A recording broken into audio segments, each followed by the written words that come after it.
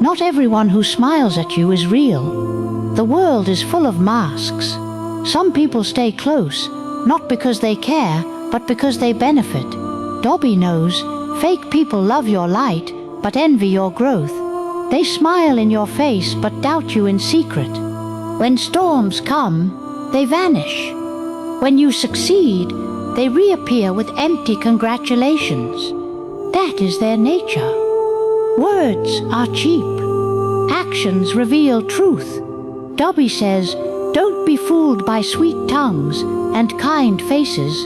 Trust loyalty, not appearances, because fake people will always show their cracks when life gets real. Dobby says, protect your peace.